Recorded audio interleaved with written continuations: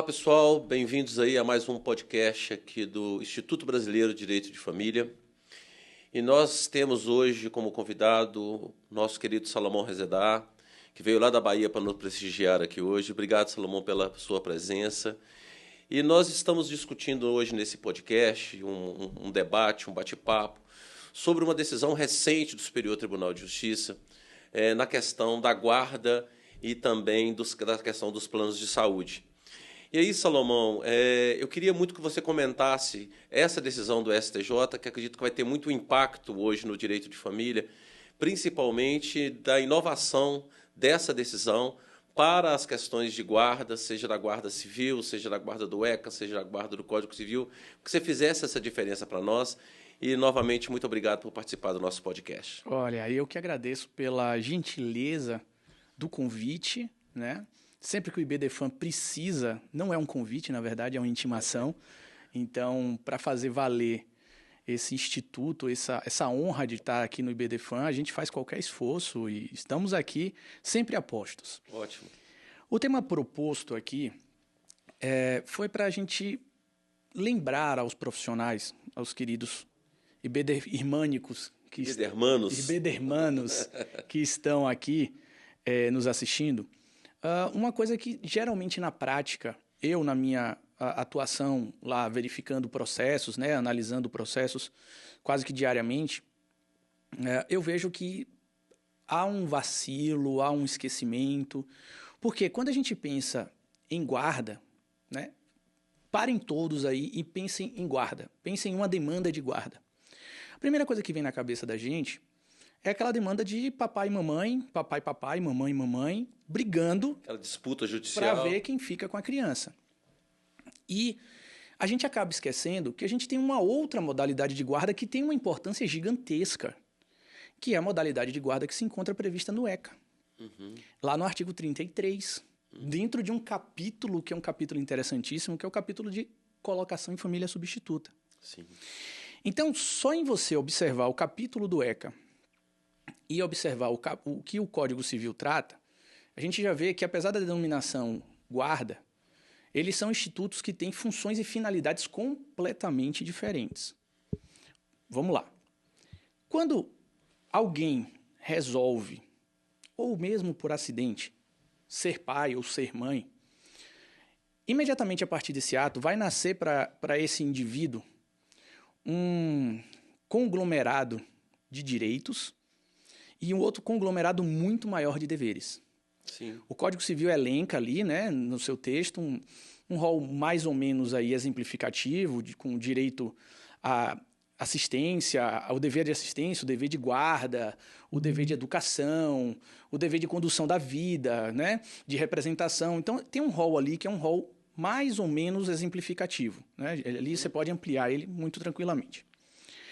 Quando papai e mamãe se divorciam, ou papai, mamãe, se divorciam, esta criança, ambos os pais, a partir da Constituição Federal de 88, têm os mesmos direitos e deveres de administrar a vida do filho. Então, quando eles se divorciam, os dois continuam com o direito e deveres iguais. Né? Tanto que a ação de suprimento judicial ela continua ali, mesmo com o divórcio está tranquilo, está funcionando. O que acontece? Todos os direitos ficam iguais. Só que um não fica por um problema físico. A criança ela não pode ser dividida. Né? Eu costumo até brincar em sala de aula que tem até um xará meu, mais antigo, Salomão, que tentou fazer isso em alguma época na história, mas não deu muito certo não, né? Uma mãe logo se desesperou, não corta meu filho. Então a gente percebeu que desde aquela época a ideia não era boa. Né? Então, com base nisso, o sistema ele observa isso e diz, olha, já que a gente não pode partir a criança no meio, eu tenho que colocar como é que essa criança vai ficar. Então, essa noção de guarda, ela tem algo muito próximo de uma percepção de companhia, de convívio. Então, a gente tem a guarda compartilhada, a guarda unilateral, a guarda alternada. Né? Tem gente que defende a possibilidade até de guarda por aninhamento aqui no direito brasileiro. Né? Então, assim, se você pegar o substrato de todas essas guardas, é só você a regulamentação de companhia, né? De quem vai ficar com a criança, quanto tempo, o acesso à criança, aquela coisa toda. Tanto que, para o mundo extrajurídico, tem uma lenda que, né, que eu vejo isso muito em sala de aula, né? Os alunos muito excitados com essa questão, que dizem assim, professor, eu já ouvi dizer que quem tem guarda compartilhada não paga alimentos. Só que não tem nada a ver uma coisa com a outra. O compartilhamento da guarda é o compartilhamento do acesso mais facilitado da criança, mas o pai, que é o pai que ainda continuará tendo um pai visitante, né? E um pai guardião e um pai visitante, o pai visitante vai continuar pagando alimentos. Porque a guarda não afeta essa substância. É o compartilhamento das responsabilidades. Perfeito, né? Perfeito. Então, tem gente que fala assim, eu quero uma guarda compartilhada porque eu não vou pagar mais alimentos. Você vai pagar alimentos. Vai. Então, guarda não tem nada a ver com alimentos. Guarda é uma situação de administração, de companhia, de convívio com a criança. Essa é a guarda do Código Civil. Existem situações em que criança e adolescente se encontram em ambientes tóxicos, em ambientes inadequados, em ambientes agressivos. Exemplo real, tá? Uma mãe, lá na Bahia, lá em Salvador, uma mãe, a filha dela, ela era estuprada, né? Violentada, como você queira usar a expressão, menos gravosa ou mais gravosa, com o seu padrasto. Essa mãe dessa criança, dessa adolescente, ela sabia que o padrasto violentava a filha dela. E nada fazia. Nada fazia. E como era feito? Requinte de crueldade. Ele e ela dormiam na mesma cama, a mãe e o padrasto, e a menina dormia num colchonete embaixo. O padrasto pulava a mãe de madrugada e mantinha relação com a filha. E aí você pergunta, mas por que essa mãe não fazia nada? Eu não estou justificando longe disso. Eu só estou contando o fato. E ela dizia o seguinte, olha, não tenho como.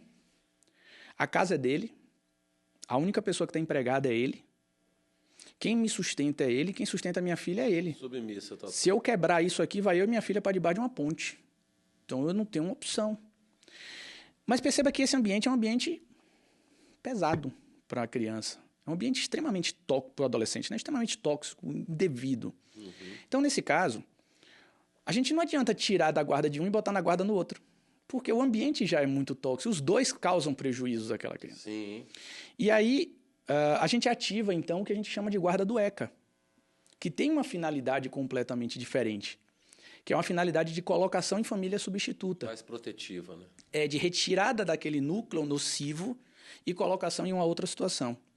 Tanto que quando chegam casos para o juízo da infância e da juventude, que o juiz tem que adotar uma medida emergencial de retirada imediata, colocação em casa de acolhimento ou colocação em família acolhedora, a primeira medida que ele faz é a guarda, que é a medida mais precária dentre as três. Só para lembrar, nós temos três formas de colocação em família substituta, né? A guarda, a tutela e a adoção. E é interessante que todo mundo lembra da tutela, todo mundo lembra da adoção, e o povo esquece que tem guarda do ECA. Então, assim, Salomão, a guarda do ECA só serve para situações gravosas como essa que você está falando? Não. Como a gente estava conversando em off aqui, pode ter uma situação de uma criança ou um adolescente que venha do interior, a mãe dele mora lá, o pai mora no interior muito pequenininho, sem estrutura educacional, e os avós moram aqui na capital. Sim. E aí essa criança vem para cá para ficar cursando, estudando aqui na capital. E a criança ela vem para cá, né? Geralmente a gente manda essa criança para cá e a criança fica aos cuidados dos avós. A gente pode melhorar esse cuidado do avô. A gente pode tentar colocar essa criança numa guarda do avô.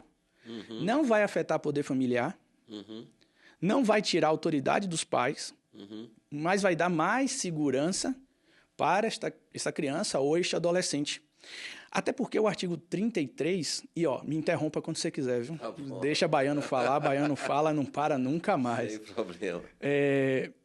O artigo 33 do ECA, ele é muito claro ao dizer que a criança que está submetida à guarda terá todos os direitos a ela concedidos a um filho, né? Apesar de estar na guarda, concedido a um filho. E, não é designação de paternidade, tá? Não é reconhecimento de paternidade, não é designação. Designação seria adoção, que aí você retira da paternidade, coloca outro, enfim. Sim. Você teria todos os direitos de uma criança, de um filho, inclusive previdenciários. Isso é muito legal. Porque, por exemplo, imagina um caso real. A mãe não tem condições de criar seu filho, condições econômicas mesmo. A legislação ela veda muito essa questão da modificação do convívio por falta de condições, mas vamos ser realistas, né? Muitas mães, muitos pais não têm condições econômicas de ter seu filho. E aí ela pega essa criança e, através da ajuda da Defensoria Pública lá da Bahia, e coloca na guarda da mãe do pai, da avó paterna, que é alguém que tem uma capacidade econômica um pouco melhor. Uhum. Então tá lá, na guarda. Essa avó é uma funcionária pública, essa avó aposentada e essa avó vem a óbito. O benefício previdenciário por dependência econômica vai para a criança ou adolescente.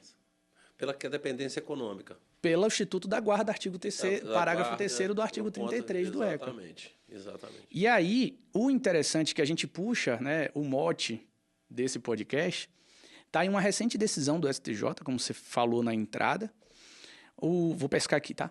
O RESP 1751453 do Mato Grosso, 1751453 do Mato Grosso, no qual o STJ decide que a criança submetida à guarda deve ser considerada, para questões do plano de saúde, como dependente. Uhum. E isso é um passo gigantesco. Gigantesco. Foi feita uma interpretação, quer dizer, foi feita uma adequação com o entendimento da súmula normativa 25 da ANS. Isso. E a súmula 25 da ANS tem lá a expressão guarda, dizendo que quem está submetido à guarda deve ser considerado como dependente e não como agregado. Uhum. Então, essa súmula normativa, juntando com esse precedente do STJ, acabou reconhecendo a possibilidade da pessoa que está submetida à guarda, ela ser considerada como dependente no plano de saúde. Uhum. E isso, na prática, é fenomenal. E aí, o pessoal que está assistindo aqui o podcast, eu lembro que essa guarda não é a guarda do ECA. Apesar do STJ não abordar isso, mas abordar que eu falo profundamente, fazendo a diferenciação, não é a guarda do ECA, não é a guarda do Código Civil, desculpa. Por que não é a guarda do Código Civil? Porque na guarda do Código Civil, papai e mamãe, o filho já é dependente automaticamente pelo poder familiar. É. Então é essa guarda daqui. É exatamente o que diz o parágrafo 3º, artigo 33 do ECA, quando diz que a criança submetida à guarda tem todos os direitos e deveres de uma condição de filho, inclusive previdenciários. Sim. Agora, você acha que essa questão, essa decisão do STJ, pela repercussão que ela traz, ela vai ter uma repercussão em outros institutos? Por exemplo, a questão da tutela. E a questão, talvez, por exemplo, às vezes eu posso dar guarda a mais de uma pessoa. Será que essa pessoa poderia ser beneficiária do plano de saúde de mais de uma pessoa? De mais de uma pessoa? A depender, por exemplo, o meu plano de saúde tem cobertura nacional, o outro plano de saúde tem cobertura estadual, o plano de saúde de um dos guardiões tem uma cobertura mais ampla que o plano de saúde do outro guardião. Ela poderia se beneficiar. E até a questão, por exemplo, do protutor, que é o auxiliar do tutor. Uhum. Se também você acha que haveria, talvez, uma interpretação ampliativa desse entendimento do STJ nesse sentido? Vamos lá. Vou dar minha opinião aqui de bate-pronto. Isso. Olha, a gente não ensaiou essa aqui, não. Ensaiamos, não. Essa aqui foi de bate-pronto. Veja só. Eu vou devolver a pergunta para você. Uma criança, ela pode ser dependente do plano de saúde de ambos os pais ao mesmo tempo? Entendo que sim. Então não tem problema nenhum para a guarda. Para a guarda, né? Porque ela pode optar. Não vejo problema. Pelo princípio do melhor interesse dela, ela pode optar por um plano de saúde que seria mais abrangente. Ou aquele plano de saúde, por exemplo, para a doença que ela tem, de um dos guardiões não alcança, sim, o plano e do outro ela alcança. Eu não vejo problema para a guarda. Uhum. Tá? A questão da tutela, na tutela a gente já tem uma coisa um pouco mais complicada, né? Porque seguindo aquela máxima que onde cabe tutela não cabe poder familiar, então a tutela ela tem que ser precedida por uma dissolução pela morte dos pais, de um poder familiar, seja pela morte ou seja pela própria destituição. Isso. Então, a tutela ela já tem uma figura muito mais consolidada, né? Ela não é uma guarda e ela não é uma adoção. Sim. Porque na adoção, quando acontece a adoção, você rompe, segundo o artigo, me desculpa se eu falei, 35 do ECA. Na adoção, você rompe todos os vínculos. Exato. Todos. Só que, olha que interessante, você não rompe todos os vínculos. Tem um impedimento. E não é só isso, eu fiquei pensando isso uma certa vez, estava escrevendo, e eu fiquei pensando, você não rompe todos os vínculos. Porque imagina, olha como a legislação, olha como o direito é muito lindo. E eu tenho uma agonia quando a pessoa fala assim, mas esses entendimentos consolidados, repetitivos, isso vai acabar o direito vai ser bate-pronto, vai ser copia e cola. Não vai. O mundo é muito dinâmico, o direito está sempre atrás do mundo. Principalmente na nossa área, né? O direito está sempre atrás do mundo. Veja o quão vanguardista o IBDFAN é. Sim. Né? Por quê? Porque ele está ali na ponta, que a gente fala, né? Nos cascos, né? Para tentar acompanhar a evolução social. E mesmo assim, em muitos casos, o IBDFAN é surpreendido com evoluções sociais. Então, olha só que interessante. A lei não prevê isso. A lei não enxerga isso. Se você resolve adotar um adolescente de 14 anos, que tem um filho, rompe o laço da mãe com o filho? Não. Não, então não rompe todos. Porque o laço de paternidade não interessa à mãe, interessa ao filho. Então, a adoção ela rompe todos os laços, menos esse. A tutela não. A tutela, você ataca o poder familiar. Mas vovô e vovó, titio e titia, priminhos, continuarão. Vovô e vovó, titio e titia, priminhos. Então, a tutela é mais um caráter mais emergencial do que a adoção. Sim. Então, se a gente for botar numa escala, você tem a guarda do ECA como extremamente emergencial, a tutela emergencial e a adoção consolidada, permanente, aquele elefante que chega e marca a presença. Então, na questão da tutela, eu acho que essa discussão aqui, esse destaque, esse holofote que foi dado a esse precedente do STJ, não vai ter muitas luzes, porque já é muito lógico essa condição de dependente do tutelado para o seu tutor. Que é equiparada ao poder familiar. Sim. Porque o poder familiar dos pais ou foi extinto por decisão judicial, ou foi perdido pela morte, né, dos pais. E esse não é que o poder familiar se transmite, que ele é personalíssimo, mas o tutor acaba sendo o substituto paterno ou materno. Perfeito. Né? Diferentemente, ele ocupa aquele vácuo. Diferente daquele guardião, que pode ser um guardião provisório, por exemplo. Meu filho está igual você falou, aquele exemplo. Eu moro no interior, meu filho está lá com os avós na cidade grande, lá na capital, mas quando ele voltar para o exterior, aquela guarda simplesmente desaparece. Ou então a criança ou o adolescente está numa situação extremamente tóxica, extremamente problemática, extremamente agressiva para ela, e o juiz tira e coloca em uma família acolhedora, que é um programa muito legal, né, instituído pelo Estatuto. Coloca em uma família acolhedora, aquela família recepciona, fica com a guarda, até que o juiz consiga decifrar o que é que está acontecendo no mundo dos fatos e direcionar a criança ou adolescente para a sua família. Porque quando a gente pensa em ECA, quando eu vou falar na faculdade, eu falo assim, pensa em ECA igual a gravidade. A gravidade sempre vai te puxar para o núcleo. O ECA sempre puxa para o núcleo. Então, muitas vezes a gente vê situações assim, foi deixada uma criança numa caixa de papelão. E aí, pegaram esta criança, levaram até o juizado da infância e da juventude, e o juiz da infância e da juventude agora está procurando a família. Né? Alguns juízes vão até a televisão para tentar, né, chamar, olha. E aí muita gente fala, mas que absurdo. A mãe não já julgou ali, para que vai trazer para a família, não sei o quê. Mas o ECA faz isso. A família ampliada. A gente tem que sair da família nuclear para a família ampliada, para depois a família substituta. Isso. A gente não pode esquecer que o artigo 227 da nossa Constituição Federal, ele diz assim, é dever da família, da sociedade e do Estado assegurar a criança e adolescente com prioridade absoluta, Essas 3 palavrinhas, família, sociedade e Estado, não são colocadas aqui por acaso. O legislador constituinte não fez um bingo, pegou a bolinha, família, olha, agora não. Tem uma lógica. Se você observar, qual é o núcleo mais núcleo seu? Pai e mãe. Sua família. Pai e mãe. E aí você pensa em família, família nuclear, família estendida, né? Ampliada e tal. Depois de sua família, depois que você viu todas as camadas de sua família, qual é o seu próximo núcleo? Depois? Onde você reside, né? São os meus seus amigos, vizinhos, seus amigos. Belo Horizonte, você não tem nada com Salvador. Não. Estourou isso, você vai para onde? Minas, Brasil. Brasil, Então, o atendimento, ele é local.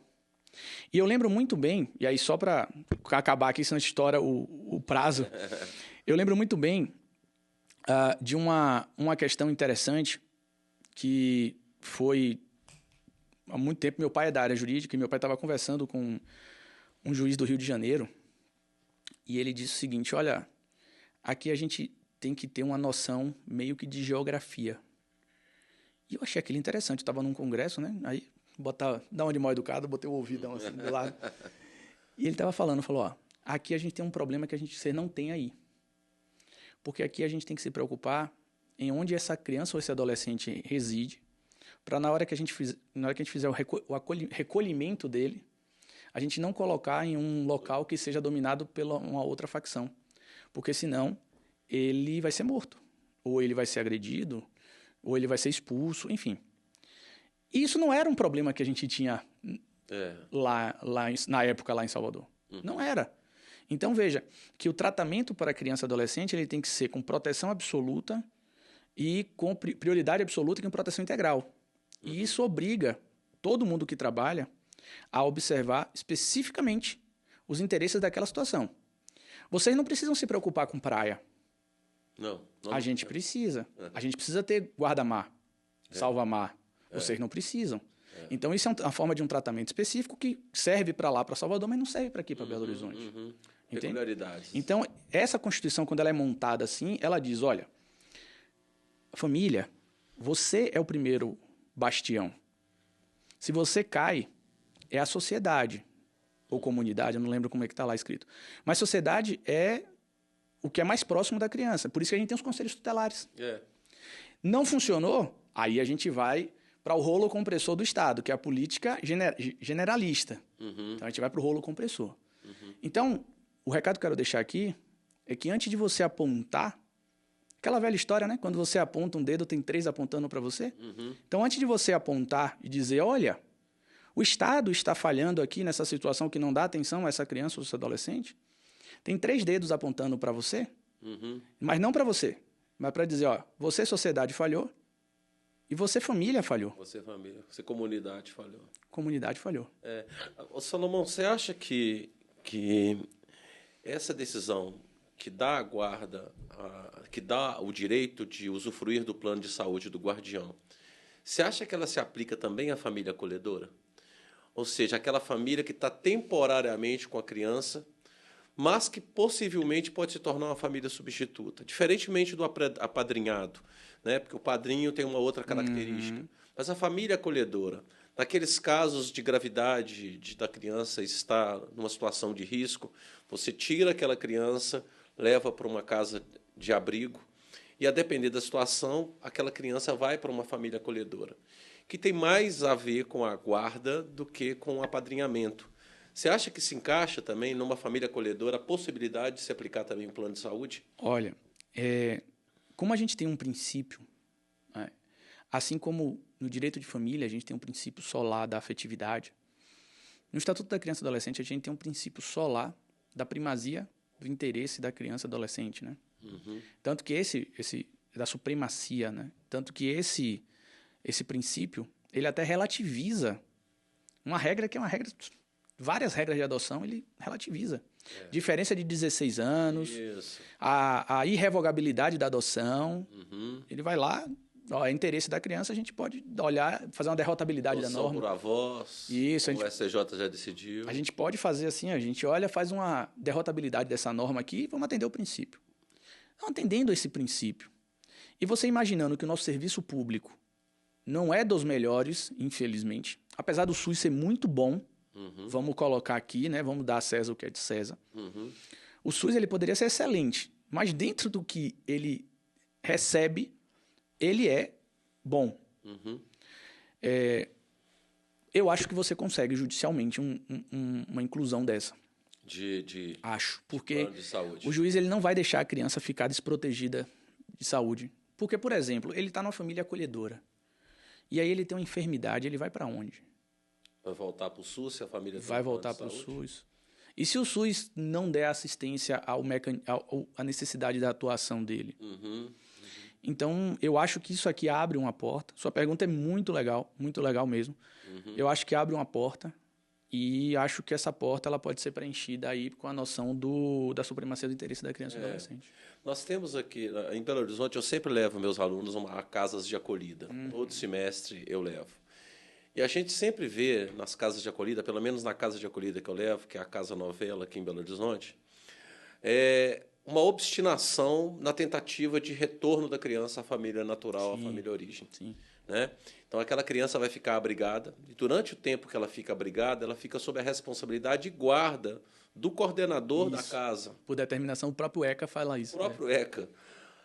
A minha coordenadora, ela tem plano de saúde. Ela é coordenadora de uma casa de acolhida, que deve ter lá mais ou menos umas 6 ou 7 crianças naquela casa de acolhida. Aí a pergunta de novo, poderia, como ela é guardiã dessas crianças, é ela que matricula, ela que leva nos hospitais, ela que leva a criança, ela que tem a responsabilidade, porque o juiz a atribui a ela, poderia esse plano de saúde dela, pessoa física, também ser possível de ser utilizado para as crianças das quais ela é guardiã, porque a guardiã não é a casa de acolhida. A guardiã é a dona Maria, que é a coordenadora da casa de acolhida. É ela que responde, pessoa física. Mas a pessoa física ali tem um plano de saúde. Você acha que é possível também, dentro dessa amplitude, dessa observância do melhor interesse da criança? O problema aí é que o valor da mensalidade de Dona Maria vai dar uma subida boa, viu? Porque cada cabecinha que você bota nova ali, a gente tem um recálculo. Mas vamos pensar que Dona Maria não vai ter o aumento do plano de saúde dela. Esse precedente do ECA, ou esse precedente do STJ, é um precedente que o STJ ele trabalhou com uma noção, se eu não estou enganado, de colocação dos avós. Dos avós. Os avós. Que é, na verdade, uma pergunta que muitos daqueles que estão assistindo a gente aqui, muito provavelmente já devem ter ouvido, né? Olha, eu quero colocar meu filho na guarda dos avós porque eles têm plano de saúde, eles são servidores públicos, ou eles têm mais condição. Quando morrer, vai receber pensão por morte. Então, assim, muita gente respondia, não, mas não pode, você vai ter só se for por tutela. Aí a pessoa falava, mas por que tutela? O que é tutela? Não, você vai deixar de ser pai e mãe. A pessoa, não, jamais. Vou ter que morrer? Não existe isso. Então, você já vê que essa resposta já não é mais válida, né? A súmula normativa 25 da ANS e esse precedente. Então, o precedente, basicamente, ele parte de um ato individual, né? Singular, dentro de um núcleo mesmo familiar. Né? Aí a gente fez aquela interpretação para a família ampliada, para a família acolhedora, né? E na condição do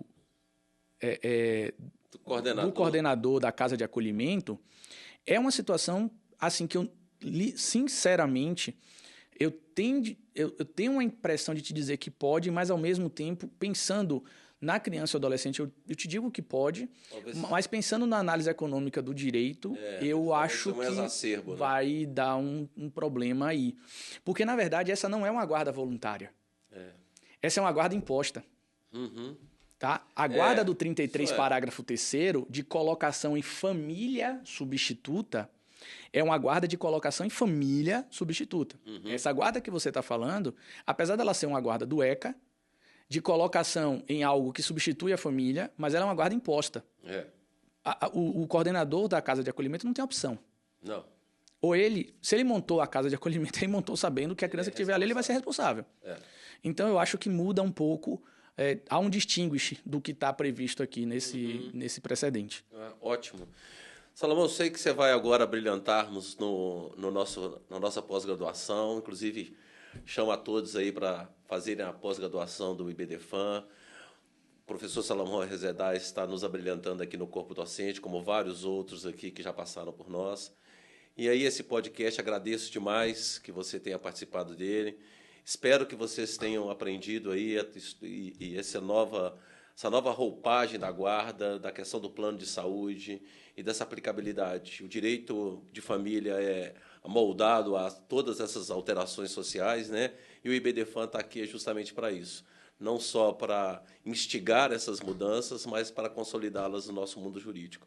Obrigado novamente por você ter abrilhantado o nosso podcast. Esse podcast vai estar disponível a todos vocês. Agradeço a todos aqueles que nos ouviram. Estamos juntos aí e venha a nossa pós-graduação, que é talvez a maior pós-graduação em Direito de Família do Brasil. Um grande abraço e deixo as últimas palavras com você. Eu que agradeço ao convite do IBDFAN, né? Parafraseando aquela música, no meio de tanta gente eu encontrei você, então eu sou um sorteado para vir para cá, no meio de tanta gente boa que nós temos aí em Direito de Família. É um prazer enorme estar aqui.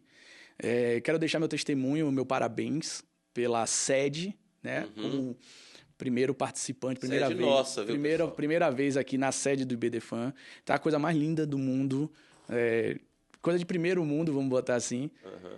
Muito obrigado pelo tempo dado para bater esse papo. A pós-graduação, não é porque eu faço parte dela, mas o corpo docente é fantástico, os cortes de temas são super práticos, né, para você que quer aprofundar. Então, o convite está feito por mim também. E vou fazer um jabazinho aqui. Sim. Acessem lá o @SalomonRezedá, se cadastrem lá no Instagram. Eu trago algumas coisas de direito de civil, direito de família, para a gente bater um papo. E é muito bom. Um grande abraço, pessoal. Até logo.